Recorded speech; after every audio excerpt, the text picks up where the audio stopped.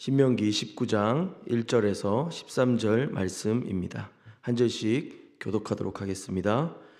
내 하나님 여호와께서 이 여러 민족을 멸절하시고 내 하나님 여호와께서 그 땅을 내게 주심으로 네가 그것을 받고 그들의 성읍과 가옥에 거주할 때에 내 하나님 여호와께서 내게 기업으로 주신 땅 한가운데서 새 성읍을 너를 위하여 구별하고 내 하나님 여호와께서 내게 기업으로 주시는 땅 전체를 세 구역으로 나누어 길을 닫고 모든 살인자를 그 성읍으로 도피하게 하라.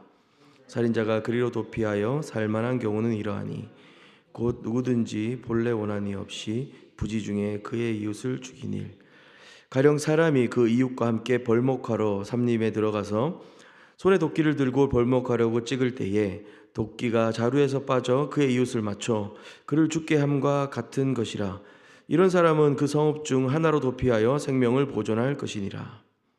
그 사람이 그에게 본라 원한이 없으니 죽이기에 합당하지 아니하나 두렵건대 그 피를 보복하는 자의 마음이 복수심에 불타서 살인자를 뒤쫓는데 그 가는 길이 멀면 그를 따라잡아 죽일까 하노라.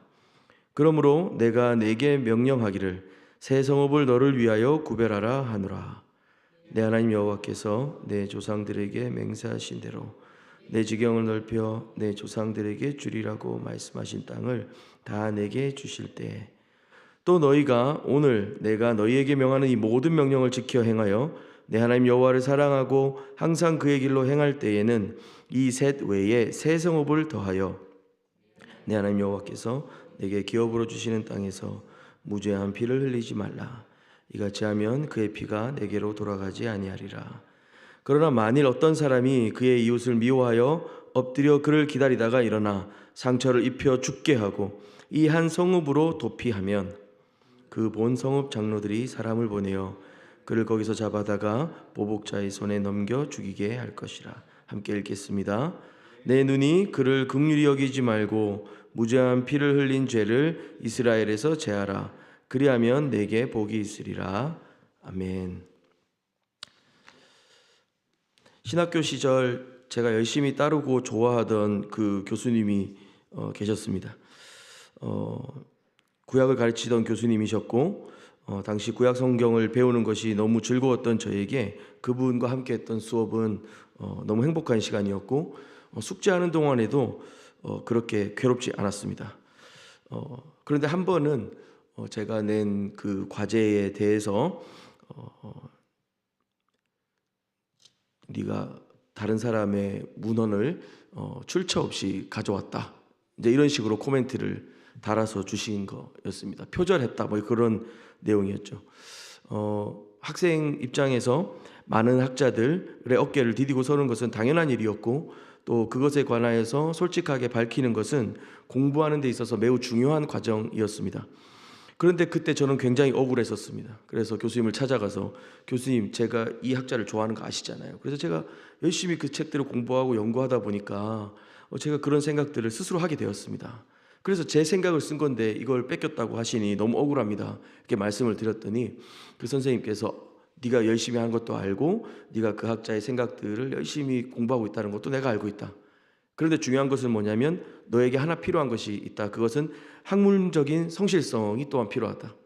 세상에 너 혼자 만들어낸 생각들이 있을 거라고, 물론 그런 일들이 있을 수 있지만 네가 생각한 아이디어나 해석들은 이미 많은 학자들이 연구한 결과 위에 서 있을 가능성이 높다.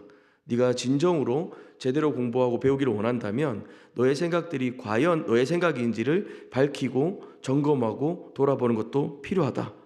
그래서 제가 또 그 학자의 책들을 좀 찾아보니까 있는 거예요. 제가 했던 생각들이. 저는 분명히 그걸 읽었는 걸 기억 못해서 쓴 것이 아니었고 나름대로 그 생각을 쫓아가다 보니까 제가 만들어낸 생각이라고 저는 그렇게 믿었습니다. 그리고 그 페이퍼를 쓸 때 무릎을 치며 이건 A뿔이다 생각을 했었는데 이미 다른 학자들의 생각 속에 다 있었던 내용이었던 것이죠. 저에게는 전혀 고의가 없었습니다. 10년이 지난 지금도 고의가 없다는 사실은 너무나도 분명하지만 중요한 것은 제가 이것을 배워가는 과정에서 분명히 저의 그 고의성이 없다고 하는 사실들도 밝혀야 했었던 것이었죠. 그것을 그 교수님은 저에게 가르쳐 주신 적이 있습니다. 오늘 본문은 고의로 살인하지 않은 사람들, 사실 그 죄가 없다고 말할 수는 없으나 그의 그 고의가 없고 그 부주의함 중에 실수로 이루어진 일들에 관하여서 하나님이 어떻게 그 하나님 백성들 가운데 회복시키시고 또 은혜 주시는가를 좀 보게 됩니다. 오늘 본문은 신명기입니다. 확대된 십계명을 다루는 12장부터 26장 사이에 오늘 본문 19장은 위치하고 있고요. 특별히 그 12장부터 16장 사이는 이스라엘의 예배에 대한 이야기들을 다룹니다. 그리고 16장부터 18절까지는 이스라엘의 리더들 그리고 왕, 제사장들에 대한 이야기들이 나오죠. 그리고 나서 19장부터 26장까지의 이야기는 시민법 그리고 사회 정의에 대한 이야기들을 다루게 됩니다.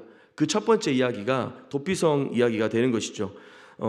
도피성이라고 하는 것은 말 그대로 과실치사로 인하여서 어떤 범죄 혐의를 가진 사람들, 그 죄를 저지른 사람들, 그러나 그들의 취약성들 또 그들이 고의성이 없다고 하는 것을 하나님이 인정하신 경우에 그들이 피하여서 생명을 보존할 수 있는 그런 장소, 도피성에 대한 이야기가 오늘 본문을 다루고 있는 이야기입니다. 1절부터 3절까지 한번 다시 보도록 하겠습니다. 내 하나님 여호와께서 이 여러 민족을 멸절하시고 내 하나님 여호와께서 그 땅을 내게 주심으로 네가 그것을 받고 그들의 성읍과 가옥에 거주할 때에 내 하나님 여호와께서 내게 기업으로 주신 땅 가운데서 내 성읍을 너를 위하여 구별하고 내 하나님 여호와께서 내게 기업으로 주신 땅 전체를 세 구역으로 나누어 길을 닦고 모든 사는 자를 그 성읍으로 도피하게 하라 라고 했습니다. 우리가 읽으면서도 발견했지만 지금 이 명령을 주시는 분은 우리 하나님 여호와이십니다.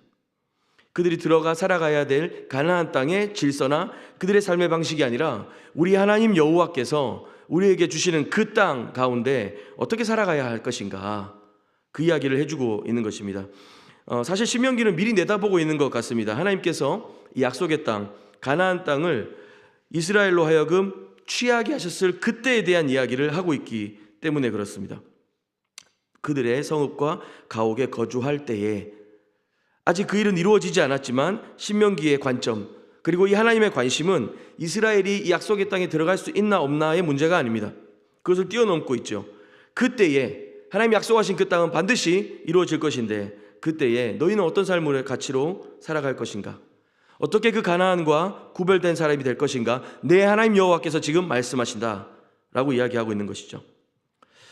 이스라엘은 다들 그 가나안과의 전쟁과 그 어떤 다툼의 시간들을 염려하고 두려워하고 있었을지도 모르겠습니다. 사실 우리도 그렇습니다. 우리가 주님의 자녀로 부름을 받았고 또 은혜로 살게 하시는 것을 듣고 압니다. 그러나 실상 우리의 매일은 그렇지 못할 때가 많이 있습니다. 부모님 손을 잡고 장난감 가게에 들어가지만 부모님 주머니 사정을 걱정하고 부모님이 내 부모님이 맞는가 의심하는 어떤 자녀와 같이 장난감을 잘 못 고르고 마냥 걱정하고 있는 어린이처럼 우리의 일상은 하나님이 이미 주신 것들, 하나님과 그 관계 안에 누릴 수 있는 것들을 놓치고 그렇게 살아갈 때가 참 많습니다. 7절 말씀입니다. 그러므로 내가 네게 명령하기를 새 성읍을 너를 위하여 구별하라 하노라. 지금 요단강 서편 지역, 그러니까 이스라엘이 지금 살고 있는 그 땅 지역의 세 개의 성읍은 이름도 특정되고 알 수 있습니다. 위쪽 지역에 있는, 그 다음 중간 지역에 있는, 아래 지역에 있는 이제 이름들이 다 특정되고 있는데 지금은 한 가지를 더 얘기하려고 하는 것 같습니다. 8절에 보면 내 하나님 여호와께서 내 조상들에게 명령하신 대로 내 지경을 넓혀 내 조상들에게 주리라 말씀하신 땅을 다 내게 주실 때, 이것은 지금 이스라엘이 살고 있는 땅뿐만 아니라 현재 요르단 지역들을 다 포함하는 영역인데요. 그 땅들을 다 내게 주실 때에 또 너희가 오늘 내가 너희에게 명하는 이 모든 명령을 지켜 행하여 내 하나님 여호와를 사랑하고 항상 그의 길로 행할 때에는 이 셋 외에 새 성읍을 더하여 라고 했습니다. 요단강 서편의 세 지역은 익히 우리가 아는 이스라엘 지역이고, 그리고 오른쪽에 있는 요단강 동편에 있는 지역들, 거기에 새 성읍을 더하여라 라고 합니다. 근데 이제 안타까운 것은 뭐냐면 이스라엘 역사상 그 땅까지 이스라엘 땅으로 편입한 적이 단 한 번도 없다고 하는 것이죠. 하나님의 약속의 경계는 이처럼 우리의 실상을 뛰어넘습니다. 우리의 현재를 넘는 것이라고 저는 믿습니다. 그리고 우리의 실제와 매일 중에 하나님 뜻을 살아간다고 하는 것은 그렇기 때문에 하나님의 꿈과 비전에 동참하는 것과 같습니다. 아직 가나안 땅에 한 발도 들이지 못한 이들이지만 이들이 살아가야 할 그 하나님 나라의 백성으로서의 삶의 지경은 훨씬 높고 훨씬 궁극적이었던 것이죠. 근데 이 말씀과 이 약속이 우리를 위한 것이라고 주님은 또 말씀하십니다. 2절에 보면 내 하나님 여호와께서 내게 기업으로 주신 땅 가운데서 새 성읍을 너를 위하여 구별하고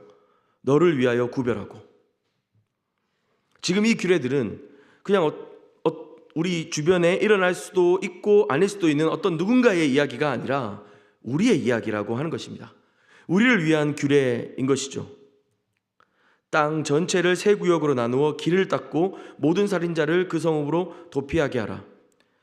그러나 말씀을 읽어보면 모든 살인자, 모든 경우의 살인을 다 옹호하는 것은 아닙니다. 과실치사자 보호를 위한 도피성을 말하고 있는 것인데요. 그 예시들을 4절부터 좀 다루고 있습니다.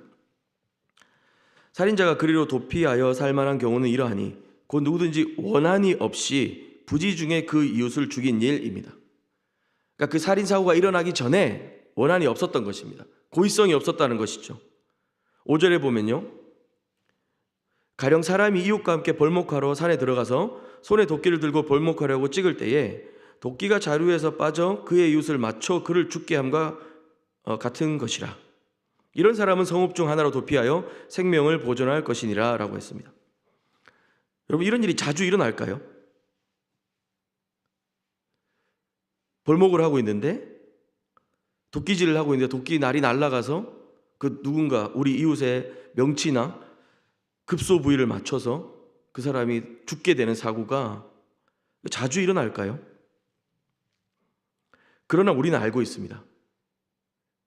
사실 이 내용만 가지고 봤을 때는 이런 예시들이 우리 안에 그렇게 자주 일어나지 않기 때문에 우리는 우리의 일이 아니라고 생각할 때도 있지만, 한편 우리가 살아오면서 경험하고 있는 일들은 어떻게 내게 이런 일들이 일어나지? 내가 어떻게 이런 실수를 하지? 라는 생각들을 하곤 합니다. 어떤 경우에는 우리가 그냥 넘어지기만 했는데도 너무 큰 사고로 이어지기도 하고요. 그렇게 주의하고 주의해 왔음에도 불구하고 정말 감당치 못할 사고들을 경험하게 되기도 합니다. 그냥 뉴스에서 들어서만 알고 있었던 일들이 우리의 삶에 일어나는 것이죠. 사실은 어떤 경찰이나 검찰이나 뉴스에서 발표하는 것처럼 큰 일이 아님에도 불구하고 우리의 삶을 뒤흔들 만한 일들이 우리에게는 일어납니다. 누구나 이런 사고의 가해자나 피해자가 될 수 있다는 것은 말이죠. 우리가 이런 일들을 당할 것을 주님은 이미 알고 계셨고, 또한 우리의 그런 연약함과 우리가 그걸 감당치 못함을 주님은 알고 계신 것입니다. 그런 우리에게 너를 위하여 도피성을 정하라. 그리고 그 성읍 중 하나로 도피하여 생명을 보존할 것이라 라고 하십니다. 6절에 보면 그 사람이 그에게 본래 원한이 없으니 죽이기 합당하지 아니하나 두렵건대 그 피를 보복하는 자의 마음이 복수심에 불타서 살인자를 뒤쫓는데 그 가는 길이 멀면 그를 따라 잡아 죽일까 하노라. 도피성들 사이의 거리는 한 37km 정도 된다고 합니다. 며칠이면 도달할 수 있는 충분한 거리들이었던 것이죠. 하나님은 우리가 이런 실수나 어떤 연약함 속에, 그리고 복수심에 불탄 어떤 사람들을 통해 보복당하기를 원하시지 않는 것 같습니다. 그리고 복수의 이야기하면 우리가 제일 먼저 떠올리는 성경의 이야기는 창세기에 있는 가인과 아벨의 사건일 것입니다. 가인은 고의로 그렇게 동생을 죽였습니다. 실수도 아니었습니다. 그러나 그 살인자 가인에 대하여 하나님께서 말씀하십니다. 내가 너에게 표를 줄 터이니 아무도 너에게 복수하지 못할 것이다 라고 하시는 것이죠. 가인을 위한 일인 것 같지만 오늘 말씀을 보면서 제게 주시는 마음은 우리를 위한 말씀이기도 하다라는 생각이 들었습니다.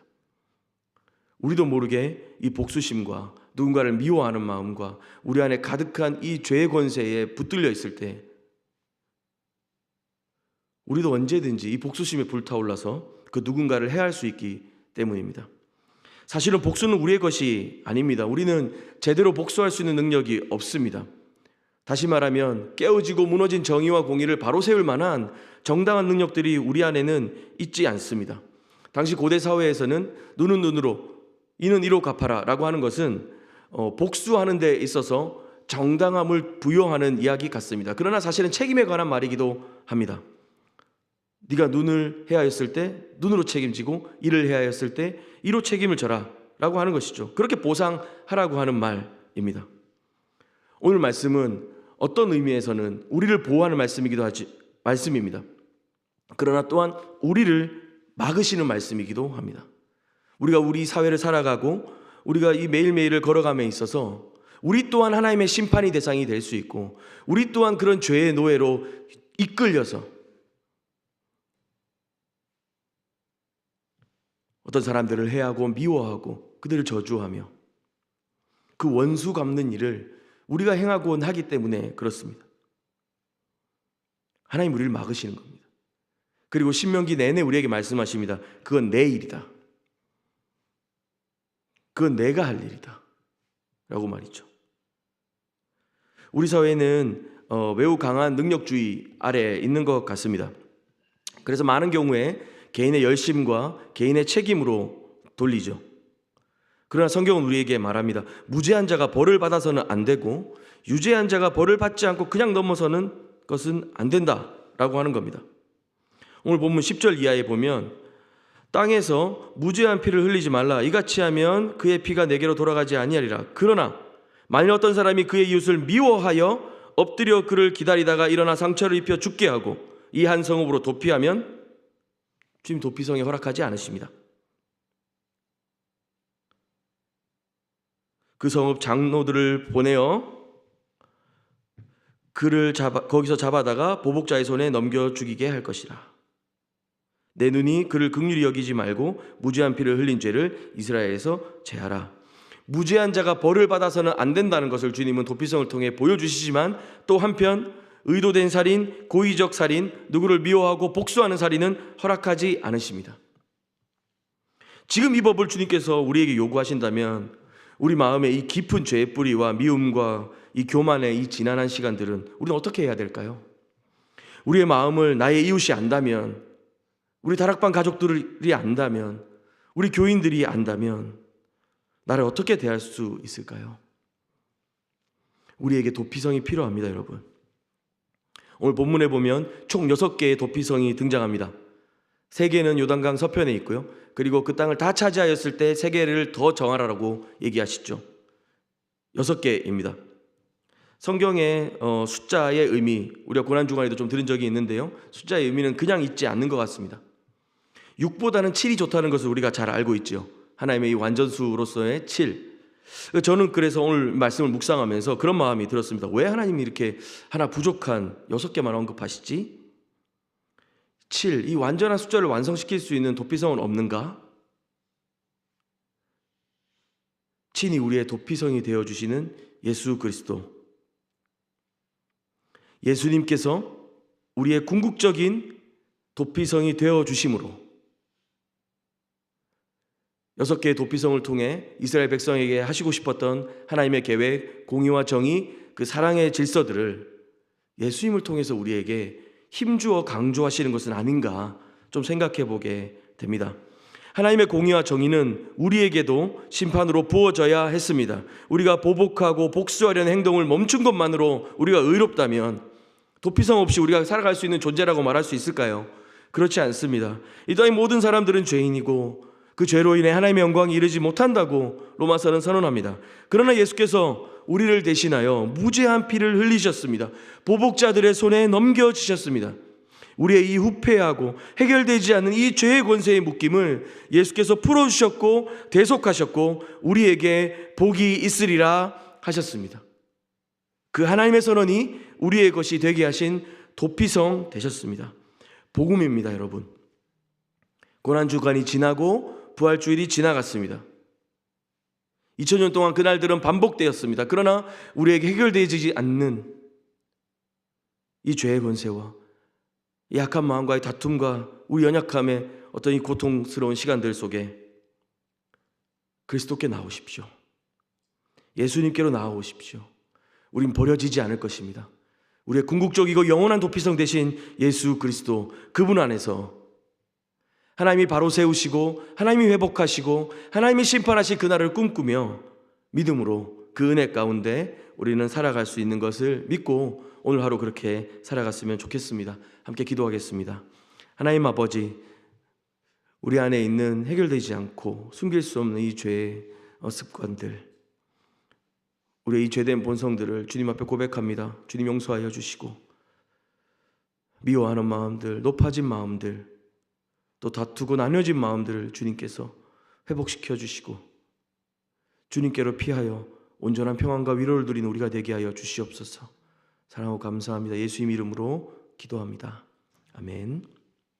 우리 함께 두 가지 기도로 주님께 나가실 텐데요. 먼저는 하나님의 정의와 공의 아래 우리를 대신하여 십자가에서 그 심판을 받으신 예수 그리스도의 순종과 사랑을 감사드리며 좀 기도했으면 좋겠습니다. 또한 예수께서 값으로 지불하셨고 우리에게 주신 이 참 평안과 이 자유, 사랑의 종로로 달 수 있도록 우리를 불러주셨는데 이 기쁨과 감격을 가지고 우리가 다른 삶으로 살아갔으면 좋겠습니다. 서로 사랑하고 섬기고 나누고 베푸는 삶을 살아갈 수 있도록 이 두 가지 기도 제목 가지고 함께 기도하신 후에 개인 기도로 계속 주님 앞에 나가도록 하겠습니다. 함께 기도하시겠습니다.